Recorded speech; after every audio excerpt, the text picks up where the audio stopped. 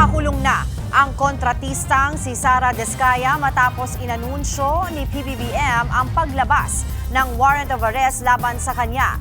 Sinilbihan din ng warrant ang isa pang mataas na opisyal sa kumpanyang iniuugnay kay Diskaya. Live mula sa Muntinlupa, nasa frontline ng balitang yan si Hannibal Talete. Hannibal, nasaan na si Diskaya ngayon? Angela, nasa loob ng NBI detention facility dito sa Bureau of Corrections ang kontratistang si Sara Diskaya. Kasama si Diskaya sa magpapasko sa kulungan. Mismong si Pangulong Bongbong Marcos ang naglabas ng anunsyo ng kapaglabas ng kanyang arrest warrant.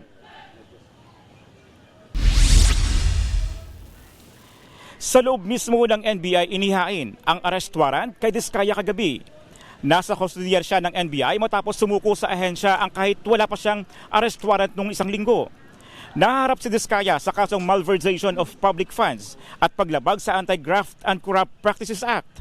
Kaugnay ito ng 96.5 million pesos na Ghost Flood Control Project sa Davao Occidental kung saan sangkot ang isa sa kanyang mga kumpanya.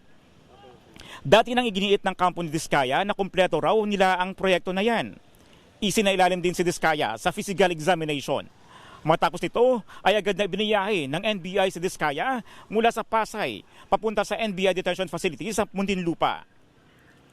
Isinilbi na rin ang warrant of arrest para sa kapwa-akusado ni Diskaya na si Maria Roma Angeline Remando. Nasa Pasig City Police Headquarters naman si Remando. Si Remando ay mataas na opisyal ng St. Timothy Construction Corporation na pag-aari ni Diskaya.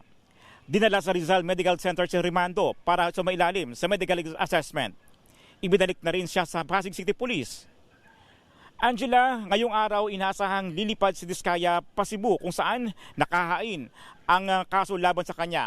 Ang Lapu-Lapu Regional Trial Court Branch 27 kasi ang naglabas ng arrest warrant laban kay Diskaya at siyam na iba pa. Angela. Maraming salamat, Hannibal Talete. Mga kapatid, Angela Lagunsad Castro po para sa komprehensibo at makabuluhang balitaan at talakayan. Mag-follow at subscribe na sa social media pages ng News 5.